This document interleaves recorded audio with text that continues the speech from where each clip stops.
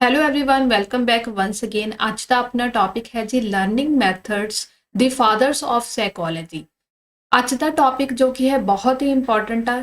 ਇਹ ਇਸ ਕਰਕੇ ਇੰਪੋਰਟੈਂਟ ਆ ਕਿਉਂਕਿ ਐਜ਼ ਅ ਟੀਚਰ ਸਾਨੂੰ ਇਹ ਪਤਾ ਹੋਣਾ ਚਾਹੀਦਾ ਹੈ ਕਿ ਲਰਨਿੰਗ ਮੈਥਡਸ ਕਿਹੜੇ ਹੁੰਦੇ ਆ ਤੇ ਇਹ ਲਰਨਿੰਗ ਮੈਥਡਸ ਕਿੰਨਾਂ ਦੁਆਰਾ ਜਿਹੜੇ ਕਿ ਦਿੱਤੇ ਗਏ ਆ। ਸਾਡੇ ਜਿਹੜੇ ਕਿ ਐਗਜ਼ਾਮ ਦੇ ਵਿੱਚ ਇੱਕ ਜਿਹੜਾ ਕਿ ਹੈ ਵਿਸ਼ਾ ਹੈਗਾ CDP ਹਨਾ, ਜਿਹੜਾ ਸਾਈਕੋਲੋਜੀ ਦੇ ਨਾਮ ਨਾਲ ਬਹੁਤ ਫੇਮਸ ਹੈਗਾ। ਤਾਂ ਸਾਨੂੰ ਇਹ ਵੀ ਪਤਾ ਹੋਣਾ ਚਾਹੀਦਾ ਕਿ ਸਾਈਕੋਲੋਜੀ ਦੇ ਕਿਹੜੇ ਫਾਦਰ ਹੈਗੇ ਜਿਹੜੇ ਕੀ ਆ ਇਹ ਟੌਪਿਕ ਨੂੰ ਲੈ ਕੇ ਆਏ ਆ।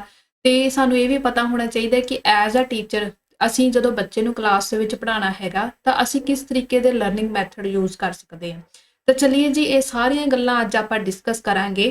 ਤਾਂ ਸਭ ਤੋਂ ਪਹਿਲਾਂ ਆਪਾਂ ਡਿਸਕਸ ਕਰਾਂਗੇ ਜੀ ਲਰਨਿੰਗ ਮੈਥਡਸ। ਤਾਂ ਅੱਜ ਦਾ ਆਪਣਾ ਫਰਸਟ ਲਰਨਿੰਗ ਮੈਥਡ ਹੈਗਾ ਜੀ ਬੇਸਿਕ ਮੈਥਡ, ਜੋ ਕਿਸਨੇ ਦਿੱਤਾ ਹੈਗਾ? ਮਹਾਤਮਾ ਗਾਂਧੀ ਜੀ ਦੁਆਰਾ ਦਿੱਤਾ ਗਿਆ ਹੈਗਾ। ਬੇਸਿਕ ਮੈਥਡ ਬਾਰੇ ਮੈਂ ਤੁਹਾਨੂੰ ਇਹ ਚੀਜ਼ ਕਲੀਅਰ ਕਰ ਦਿੰਦੀ ਆ ਕਿ ਬੇਸਿਕ ਮੈਥਡ ਦੇ ਵਿੱਚ ਕੀ ਸੀਗਾ।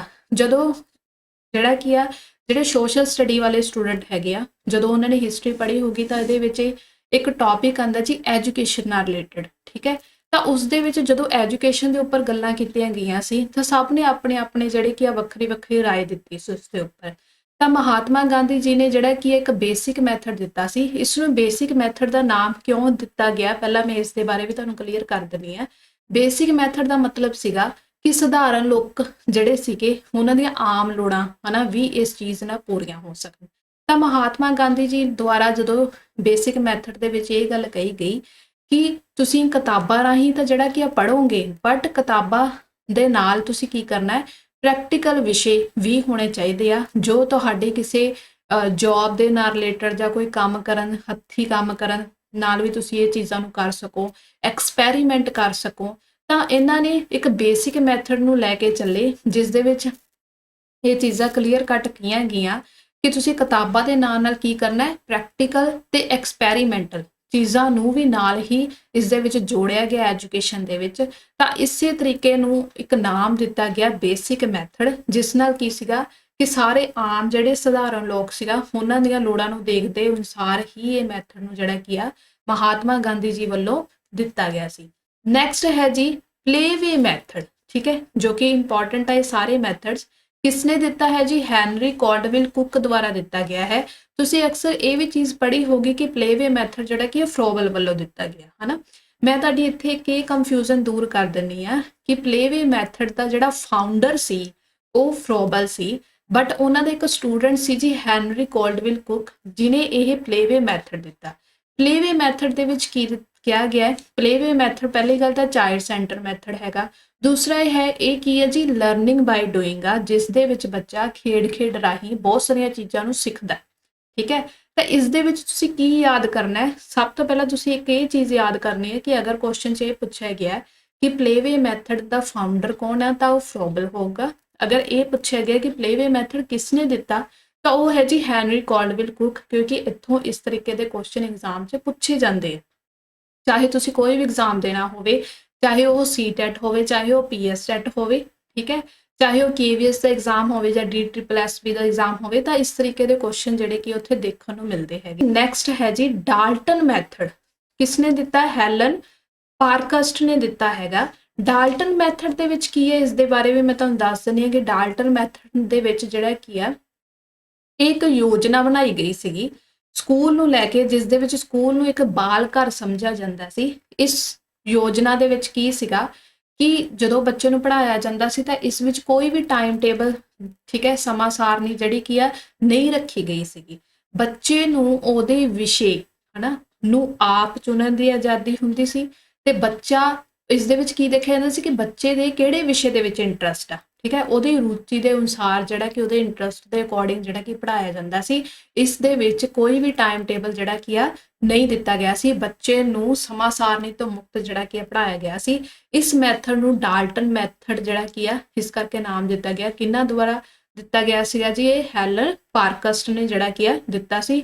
ਇਹ ਨਾਮ ਸਾਰੇ ਬਹੁਤ ਇੰਪੋਰਟੈਂਟ ਹੈ ਕਿਉਂਕਿ ਇੱਥੋਂ ਕੁਐਸਚਨ ਆ ਸਕਦੇ ਐਗਜ਼ਾਮ 'ਚ। ਉਸ ਤੋਂ ਬਾਅਦ ਆ ਗਿਆ ਜੀ ਕੁਐਸਚਨ ਆਨਸਰ ਮੈਥਡ, ਜੋ ਕਿਸਨੇ ਦਿੱਤਾ ਹੈ? ਇਹ ਵਿਧੀ ਕਿਸਨੇ ਦਿੱਤੀ ਹੈ? ਸੁਕਰਾਤ ਵੱਲੋਂ ਦਿੱਤੀ ਗਈ ਹੈ। ਕੁਐਸਚਨ ਆਨਸਰ ਮੈਥਡ ਦੇ ਵਿੱਚ ਮੈਂ ਤੁਹਾਨੂੰ ਇਹ ਚੀਜ਼ ਦੱਸ ਰਹੀ ਹਾਂ ਕਿ ਇਹ ਜਿਹੜਾ ਮੈਥਡ ਸੀਗਾ ਇਹ ਟੀਚਰ ਸੈਂਟਰਡ ਮੈਥਡ ਸੀ। ਇਸ ਵਿੱਚ ਇਸ ਨੂੰ ਚਾਈਲਡ ਸੈਂਟਰਡ ਮੈਥਡ ਨਹੀਂ ਸੀ ਕਿਹਾ ਜਾਂਦਾ। ਸੁਕਰਾਤ ਨੇ ਦਿੱਤਾ। ਸੁਕਰਾਤ ਜਿਹੜੇ ਕਿ ਕੌਣ ਸੀਗੇ, ਆਈਡਲਿਸਟ ਸੀਗੇ, ਤੇ ਆਈਡਲਿਸਟ ਇਸ ਗੱਲ ਤੇ ਬਲੀਵ ਕਰਦੇ ਆ ਕਿ ਜਦੋਂ ਅਸੀਂ ਕੋਈ ਕੁਐਸਚਨ ਪੁੱਛਦੇ ਆ, ਜਿਸ ਟੌਪਿਕ ਦੇ ਰਿਲੇਟਡ ਕੁਐਸਚਨ ਪੁੱਛੇ ਜਾਣਗੇ ਨਾ, ਉਸ ਟੌਪਿਕ ਦੇ ਰਿਲੇਟਡ ਸਾਨੂੰ ਜਿਹੜੇ ਕਿ ਉਸਦੇ ਸਹੀ ਆਨਸਰ ਮਿਲਣੇ ਜ਼ਰੂਰੀ ਆ, ਹਨਾ। ਹੁਣ ਇਹ ਵਿਧੀ ਇੱਕ ਟੀਚਰ ਕਿਵੇਂ ਕਲਾਸ ਦੇ ਵਿੱਚ ਯੂਜ਼ ਕਰਦਾ, ਤੁਸੀਂ ਦੇਖਿਆ ਹੋਊਗਾ ਕਲਾਸ ਵਿੱਚ ਆਪਾਂ ਵੀ ਪੜ੍ਹ ਕੇ ਆਏ ਹੈਗੇ ਆ ਨਾ, 6 ਤੋਂ +2 ਤੱਕ ਜਿਹੜੇ ਕਿ ਆਪਾਂ ਪੜ੍ਹੇ ਆ। ਉਸ ਦੇ ਵਿੱਚ ਜਦੋਂ ਵੀ ਕੋਈ ਟੀਚਰ ਵੱਲੋਂ ਇੱਕ ਟੌਪਿਕ ਕੰਪਲੀਟ ਕਰਾਇਆ ਜਾਂਦਾ ਸੀ ਤਾਂ ਉਸ ਤੋਂ ਬਾਅਦ ਇੱਕ ਟੌਪਿਕ ਦੇ ਰਿਲੇਟਡ ਕੁਐਸਚਨ ਪੁੱਛੇ ਜਾਂਦੇ ਸੀ, ਹਨਾ। ਇਹ ਉਹੀ ਪ੍ਰਸ਼ਨ ਉੱਤਰ ਵਿਧੀ ਹੈ ਜੋ ਸੁਕਰਾਤ ਵੱਲੋਂ ਦਿੱਤੀ ਗਈ ਆ। ਤਾਂ ਨੈਕਸਟ ਹੈ ਜੀ ਹਿਊਰਿਸਟਿਕ ਮੈਥਡ, ਯਾਨੀ ਕਿ ਖੋਜ ਵਿਧੀ, ਜੋ ਹੈਨਰੀ ਐਡਵਰਡ ਆਰਮਸਟਰੋਂਗ ਨੇ ਦਿੱਤੀ ਹੈਗੀ ਆ। ਇਸ ਵਿਧੀ ਦੇ ਵਿੱਚ ਕੀ ਕਿਹਾ ਜਾਂਦਾ ਹੈਗਾ ਕਿ ਇਸ ਮੈਥਡ ਨੂੰ ਜਿਹੜਾ ਕਿ ਪ੍ਰੋਬਲਮ ਸੋਲਵਿੰਗ ਮੈਥਡ ਵੀ ਕਿਹਾ ਜਾਂਦਾ ਹੈ, ਠੀਕ ਹੈ। ਪ੍ਰੋਬਲਮ ਸੋਲਵਿੰਗ ਮੈਥਡ ਵੀ ਕਿਹਾ ਜਾਂਦਾ ਹੈ, ਜਾਂ ਇਸ ਨੂੰ ਇਹ ਵੀ ਕਿਹਾ ਜਾਂਦਾ ਹੈ ਪ੍ਰੋਬਲਮ ਸੋਲਵਿੰਗ ਫਰੇਮਵਰਕ ਵੀ ਕਿਹਾ ਜਾਂਦਾ ਹੈ। ਇਸ ਦੇ ਵਿੱਚ ਕੀ ਹੁੰਦਾ ਹੈ ਕਿ ਕਿਸੇ ਪ੍ਰੋਬਲਮ ਨੂੰ ਸੋਲਵ ਕਰਨ ਲਈ ਜੋ ਅਸੀਂ ਯਤਨ ਕਰਦੇ ਹਾਂ, ਹਨਾ, ਉਸੇ ਮੈਥਡ ਨੂੰ, ਠੀਕ ਹੈ, ਜੋ ਵੀ ਐਕਸਪੈਰੀਮੈਂਟ ਕਰਦੇ ਹਾਂ ਉਸ ਚੀਜ਼ ਨੂੰ ਸੋਲਵ ਕਰਨ ਲਈ ਉਸ ਮੈਥਡ ਨੂੰ ਅਸੀਂ ਹਿਊਰਿਸਟਿਕ ਮੈਥਡ ਕਿਹਾ ਜਾਂਦਾ ਹੈਗਾ। ਇਸ ਲਈ ਜਿਹੜਾ ਕੀ ਹੈ ਇਹ ਇੰਪੋਰਟੈਂਟ ਆ। ਉਸ ਤੋਂ ਬਾਅਦ ਆ ਗਿਆ ਜੀ ਕੁਐਸਚਨਰੀ ਮੈਥਡ, ਠੀਕ ਹੈ, ਪ੍ਰਸ਼ਨਾਵਲੀ ਵਿਧੀ ਜੋ ਗਾਲਟਨ ਦੁਆਰਾ ਦਿੱਤੀ ਗਈ ਹੈ। ਪ੍ਰਸ਼ਨਾਵਲੀ ਵਿਧੀ ਇਸ ਨੂੰ ਇਸ ਲਈ ਕਿਹਾ ਜਾਂਦਾ ਹੈਗਾ ਕੁਐਸਚਨਰੀ ਮੈਥਡ, ਜਿਸ ਦੇ ਵਿੱਚ ਕੀ ਕਿਹਾ ਗਿਆ ਹੈਗਾ, ਇਹ ਕਿਸ ਲਈ ਇੰਪੋਰਟੈਂਟ ਆ, ਜਿਸ ਵਿੱਚ ਇੱਕ ਵਿਅਕਤੀ ਦੇ ਡਾਟਾ ਕਲੈਕਟ ਕਰਨ ਲਈ ਅਸੀਂ ਜਿਹੜੇ ਕੀ ਆ ਇੱਕ ਕੁਐਸਚਨਾਂ ਦੀ ਸੂਚੀ ਬਣਾਈ ਜਾਂਦੀ ਹੈ। ਉਹਨਾਂ ਕੁਐਸਚਨਾਂ ਦੀ ਸੂਚੀ ਦੇ ਅਕੋਰਡਿੰਗ ਅਸੀਂ ਜਿਹੜੇ ਕਿ ਪ੍ਰਸ਼ਨ ਪੁੱਛਦੇ ਹਾਂ ਤੇ ਕਿਸੇ ਵਿਅਕਤੀ ਲਈ ਇੱਕ ਡਾਟਾ ਕਲੈਕਟ ਕਰਦੇ ਹਾਂ, ਉਸ ਨੂੰ ਅਸੀਂ ਕਹਿੰਦੇ ਹਾਂ ਜੀ ਕੁਐਸਚਨਰੀ ਮੈਥਡ। ਤਾਂ ਇਸ ਤਰੀਕੇ ਨਾਲ ਇਹੋ ਜਿਹੇ ਮੈਥਡ ਜਿਹੜੇ ਕੀ ਆ ਸਾਨੂੰ ਪਤਾ ਹੋਣਾ ਚਾਹੀਦਾ ਹੈ ਕਿ ਵੀ ਕਿਸੇ ਮੈਥਡ ਨੂੰ ਕੀ ਕਿਹਾ ਜਾਂਦਾ ਹੈ ਤੇ ਕਿੰਨਾਂ ਦੁਆਰਾ ਇਹ ਮੈਥਡ ਜਿਹੜੇ ਕਿ ਦਿੱਤੇ ਗਏ ਆ। ਅਗਰ ਵੀਡੀਓ ਵਧੀਆ ਲੱਗਦੀ ਹੈ ਤਾਂ ਪਲੀਜ਼ ਵੀਡੀਓ ਨੂੰ ਜ਼ਰੂਰ ਲਾਈਕ ਸ਼ੇਅਰ ਜ਼ਰੂਰ ਕਰਿਓ, ਕਮੈਂਟਸ ਕਰਨਾ ਨਾ ਭੁੱਲਿਓ। ਅਗਰ ਚੈਨਲ ਨੂੰ ਸਬਸਕ੍ਰਾਈਬ ਨਹੀਂ ਕੀਤਾ ਤਾਂ ਪਲੀਜ਼ ਜ਼ਰੂਰ ਚੈਨਲ ਨੂੰ ਸਬਸਕ੍ਰਾਈਬ ਵੀ ਕਰ ਲਓ। ਤਾਂ ਉਸ ਤੋਂ ਬਾਅਦ ਨੈਕਸਟ ਹੈ ਜੀ ਬ੍ਰੇਲ ਮੈਥਡ, ਠੀਕ ਹੈ, ਯਾਨੀ ਕਿ ਬ੍ਰੇਲ ਵਿਧੀ ਜੋ ਲੂਇਸ ਬ੍ਰੇਲ ਵੱਲੋਂ ਦਿੱਤੀ ਗਈ ਹੈ। ਇਹ ਵਿਧੀ ਕਿੰਨਾਂ ਲਈ ਯੂਜ਼ ਹੁੰਦੀ ਹੈ, ਜਿਹੜੇ ਵਿਅਕਤੀਆਂ ਨੂੰ ਦਿਖਾਈ ਨਹੀਂ ਦਿੰਦਾ, ਠੀਕ ਹੈ, ਤਾਂ ਉਹਨਾਂ ਨੂੰ ਜਿਹੜਾ ਕੀ ਹੈ ਇਸ ਜਦੋਂ ਜਿਸ ਹਿਸਾਬ ਨਾਲ ਪੜ੍ਹਾਇਆ ਜਾਂਦਾ ਹੈ, ਇਹਨਾਂ ਵਿਅਕਤੀਆਂ ਨੂੰ ਕਿਸ ਤਰੀਕੇ ਨਾਲ ਪੜ੍ਹਾਇਆ ਜਾਂਦਾ ਹੈ ਕਿ ਕੋਈ ਇਹੋ ਜਿਹੀ ਚੀਜ਼ ਹੁੰਦੀ ਹੈ ਜਿਸ ਦੇ ਉੱਪਰ ਜਦੋਂ ਕੋਈ ਉਹ ਵਰਡਸ ਜਾਂ ਐਲਫਾਬੈਟ ਸਿੱਖਦੇ ਹੈਗੇ ਆ ਤਾਂ ਉਹ ਚੀਜ਼ ਨੂੰ ਟੱਚ ਕਰਕੇ ਜਿਹੜਾ ਸਿੱਖਦੇ ਹੈਗੇ ਆ, ਜਿਸ ਦੇ ਵਿੱਚ ਜਿਹੜੇ ਕੀ ਆ 6 ਡਾਟ ਸ਼ਾਮਿਲ ਹੁੰਦੇ ਆ। ਜਿਵੇਂ ਮੰਨ ਲਓ ਏ ਆ, ਏ ਐਲਫਾਬੈਟ ਅਗਰ ਆਪਾਂ ਕਿਸੇ ਬੱਚੇ ਨੂੰ ਸਿਖਾਉਣਾ ਹੈਗਾ ਤਾਂ ਉਸ ਦੇ ਵਿੱਚ 6 ਡਾਟ ਹੋਣਗੇ, ਪਰ ਫਸਟ, ਠੀਕ ਹੈ, ਉਹਨਾਂ ਨੂੰ ਪਤਾ ਹੁੰਦਾ ਹੈ ਕਿ ਇਹ ਜਿਹੜੇ ਕੀ 6 ਡਾਟ ਹੈਗੇ ਆ ਤੇ ਇਸ ਦੇ ਵਿੱਚ ਅਗਰ ਫਸਟ ਵਾਲਾ ਡਾਟ ਹਨਾ ਥੋੜਾ ਉੱਭਰਿਆ ਹੋਇਆ ਟੱਚ ਕਰ ਸਕਦੇ, ਉਹਨਾਂ ਨੂੰ ਪਤਾ ਹੁੰਦਾ A1 ਕੀ ਹੈ, ਫਿਰ ਜਾਣੀ ਕੀ ਹੈ, ਜੇਕਰ 1 ਜਿਹੜਾ ਕੀ ਹੈ ਉੱਭਰਿਆ ਹੋਇਆ ਮਤਲਬ ਟੱਚ ਹੁੰਦਾ ਚੰਗੀ ਤਰ੍ਹਾਂ ਤਾਂ ਮਤਲਬ A ਐਲਫਾਬੈਟ, ਠੀਕ ਹੈ। ਤੇ ਇਸ ਤਰੀਕੇ ਨਾਲ ਉਹ ਅੱਖਰਾਂ ਦੀ ਪਹਿਚਾਣ ਕਰਦੇ ਆ। ਉਸ ਤੋਂ ਬਾਅਦ ਆ ਗਿਆ ਜੀ ਪ੍ਰੋਜੈਕਟ ਮੈਥਡ ਜੋ ਵਿਲੀਅਮ ਕਲਪ੍ਰਿਟ ਦੁਆਰਾ ਦਿੱਤਾ ਗਿਆ। ਪ੍ਰੋਜੈਕਟ ਮੈਥਡ ਦੇ ਵਿੱਚ ਮੈਂ ਤੁਹਾਨੂੰ ਦੱਸ ਦਿੰਦੀ ਹਾਂ ਕਿ ਇਹ ਮੈਥਡ ਜਿਹੜਾ ਕੀ ਹੁੰਦਾ ਪਰਪਸਫੁਲ ਐਕਟੀਵਿਟੀ ਹੈ, ਠੀਕ ਹੈ, ਇਸ ਨੂੰ ਪਰਪਸਫੁਲ ਐਕਟੀਵਿਟੀ ਵੀ ਜਿਹੜਾ ਕੀ ਕਿਹਾ ਜਾਂਦਾ ਹੈਗਾ। ਹੋਰ ਇਸ ਦੇ ਵਿੱਚ ਕੀ ਹੈ ਵੋਲ ਹਾਰਟਡ ਹੁੰਦੀ ਹੈ ਇਹ, ਠੀਕ ਹੈ, ਜਾਣੀ ਕਿ ਇਸ ਦੇ ਵਿੱਚ ਬੱਚਾ ਜਿਹੜਾ ਕੀ ਹੈ ਆਪਣੇ ਦਿਲੋਂ ਇਸ ਚੀਜ਼ ਨੂੰ ਕਰਦਾ ਹੈ। ਪ੍ਰੋਜੈਕਟ ਮੈਥਡ ਦੇ ਨਾਮ ਤੋਂ ਤੁਸੀਂ ਕਈ ਸਟੂਡੈਂਟਸ ਨੂੰ ਇਸ ਚੀਜ਼ ਦੀ ਕੰਫਿਊਜ਼ਨ ਹੋ ਜਾਂਦੀ ਹੈ ਕਿ ਪ੍ਰੋਜੈਕਟ ਮੈਥਡ ਉਹ ਆ ਕਿ ਇੱਕ ਟੀਚਰ ਦੁਆਰਾ ਪ੍ਰੋਜੈਕਟ ਦਿੱਤਾ ਜਾਂਦਾ, ਨਹੀਂ, ਇਸ ਦੇ ਵਿੱਚ ਇਹੋ ਜਿਹੇ ਪ੍ਰੋਜੈਕਟ ਸ਼ਾਮਿਲ ਹੁੰਦੇ ਆ ਜਿਸ ਨਾਲ ਬੱਚਾ ਜਿਹੜਾ ਕਿ ਇੱਕ ਪਰਪਸਫੁਲ ਐਕਟੀਵਿਟੀ ਦੇ ਅਕੋਰਡਿੰਗ ਉਸ ਟਾਸਕ ਨੂੰ ਜਿਹੜਾ ਕੰਪਲੀਟ ਕਰਦਾ, ਨਾ ਕਿ ਉਸ ਚੀਜ਼ ਨੂੰ ਬੋਝ ਲੈ ਕੇ ਕਿ ਹਾਂ ਟੀਚਰ ਦੁਆਰਾ ਜਿਹੜਾ ਕਿ ਸਾਨੂੰ ਇੱਕ ਪ੍ਰੋਜੈਕਟ ਦਿੱਤਾ ਗਿਆ ਤੇ ਮੈਂ ਇਸ ਚੀਜ਼ ਨੂੰ ਪੂਰਾ ਕਰਨਾ, ਨਹੀਂ।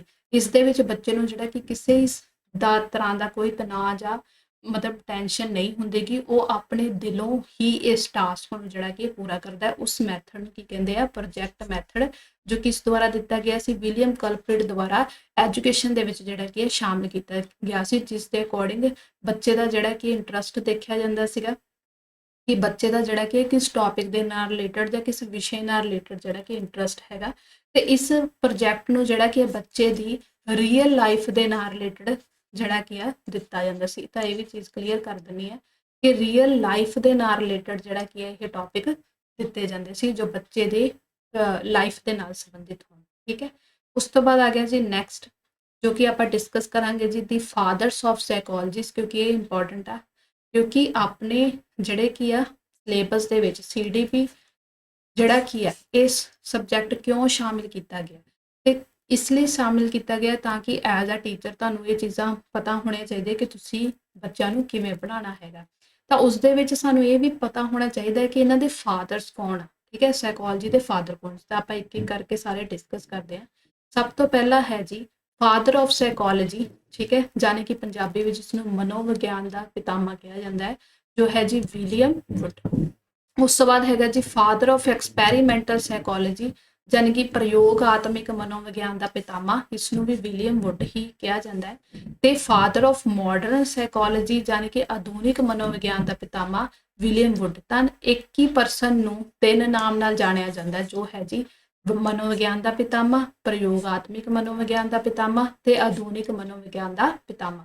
ਉਸ ਤੋਂ ਬਾਅਦ ਨੈਕਸਟ ਆਪਾਂ ਕੁਝ ਹੋਰ ਵੀ ਜਿਹੜੇ ਕੀ ਹੈ ਡਿਸਕਸ ਕਰਦੇ ਹਾਂ, ਉਹ ਹੈ ਜੀ ਸਭ ਤੋਂ ਪਹਿਲਾਂ ਹੈਗਾ ਜੀ father of educational psychology Edward ਲੀ ਥੌਰਨਡਾਈਕ, ਠੀਕ ਹੈ, ਜਿਸ ਨੂੰ ਸਿੱਖਿਆ ਮਨੋਵਿਗਿਆਨ ਦਾ ਪਿਤਾਮਾ ਜਿਹੜਾ ਕੀ ਹੈ ਕਿਹਾ ਜਾਂਦਾ ਹੈ।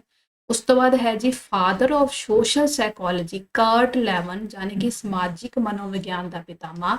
ਤੇ ਉਸ ਤੋਂ ਬਾਅਦ ਹੈ ਜੀ ਫਾਦਰ ਆਫ ਕੋਗਨੀਟਿਵ ਡਿਵੈਲਪਮੈਂਟ, ਜੋ ਕਿ ਆਪਣਾ ਸਭ ਤੋਂ ਫੇਮਸ ਹੈ ਜੀਨ ਪਿਆਜੇ, ਜਿਸ ਨੂੰ ਬਦਾਤਮਿਕ ਵਿਕਾਸ ਦਾ ਪਿਤਾਮਾ ਵੀ ਕਿਹਾ ਜਾਂਦਾ। ਤੇ ਇਹ ਵੀ ਸਾਰੇ ਜਿਹੜੇ ਕਿ ਇੰਪੋਰਟੈਂਟ ਆ। ਕੁਐਸਚਨ ਇਹ ਪੁੱਛਿਆ ਜਾ ਸਕਦਾ ਹੈ ਕਿ ਸਿੱਖਿਆ ਮਨੋਵਿਗਿਆਨ ਦਾ ਪਿਤਾਮਾ ਕੌਣ ਕਿਹਾ ਜਾਂਦਾ ਹੈ। ਚਾਰ ਆਪਸ਼ਨਾਂ ਕੋਈ ਵੀ ਦੇ ਕੇ ਉਸ ਵਿੱਚੋਂ ਇੱਕ ਨਾਮ ਦਿੱਤਾ ਜਾਊਗਾ, ਐਡਵਰਡ ਲੀ ਥੌਰਨਡਾਈਕ, ਜਿਵੇਂ ਪਿਆਜੇ, ਵੈਗੋਸਕੀ ਜਾਂ ਬਰੂਨਰ।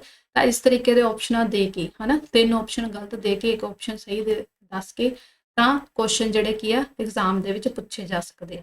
ਉਸ ਤੋਂ ਬਾਅਦ ਨੈਕਸਟ ਹੈ ਜੀ ਫਾਦਰ ਆਫ ਚਾਈਲਡ ਸਾਈਕੋਲੋਜੀ, ਠੀਕ ਹੈ, ਜੀਨ ਪਿਆਜੇ ਨੂੰ ਬਦਾਤਮਿਕ ਜਾਨੀ ਕੋਗਨੀਟਿਵ ਡਿਵੈਲਪਮੈਂਟ ਦਾ ਪਿਤਾਮਾ ਵੀ ਕਿਹਾ ਜਾਂਦਾ ਹੈ। ਚਾਈਲਡ ਸਾਈਕੋਲੋਜੀ ਜਾਨੀ ਕਿ ਬਾਲ ਮਨੋਵਿਗਿਆਨ ਦਾ ਪਿਤਾ ਵੀ ਜਿਹੜਾ ਕਿ ਕਿਹਾ ਜਾਂਦਾ ਜੀਨ ਪਿਆਜੇ ਨੂੰ। ਤੇ ਫਾਦਰ ਆਫ ਸਾਈਕੋ ਐਨਾਲਾਈਸਿਸ ਜਾਨੀ ਕਿ ਮਨੋਵਿਗਿਆਨ ਦਾ ਪਿਤਾ ਕੌਣ ਆ, ਉਹ ਹੈ ਜੀ ਸਿਗਮੰਡ ਫਰਾਇਡ, ਠੀਕ ਹੈ। ਤਾਂ ਅੱਜ ਆਪਾਂ ਆਪਣੇ ਟੌਪਿਕ ਦੇ ਵਿੱਚ ਡਿਸਕਸ ਕੀਤੇ ਆ ਕੁਝ ਲਰਨਿੰਗਸ ਮੈਥਡਸ ਤੇ ਫਾਦਰਸ ਆਫ ਸਾਈਕੋਲੋਜੀ, ਜੋ ਕਿ ਬਹੁਤ ਹੀ ਇੰਪੋਰਟੈਂਟ ਟੌਪਿਕ ਸੀ ਅੱਜ ਦਾ। ਆਈ ਹੋਪ ਤੁਹਾਨੂੰ ਵੀਡੀਓ ਵਧੀਆ ਲੱਗੀ ਹੋਗੀ। ਮੇਰੀ ਇਸ ਵੀਡੀਓ ਨੂੰ ਵਾਚ ਕਰਨ ਲਈ ਤੁਹਾਡਾ ਬਹੁਤ ਬਹੁਤ ਧੰਨਵਾਦ।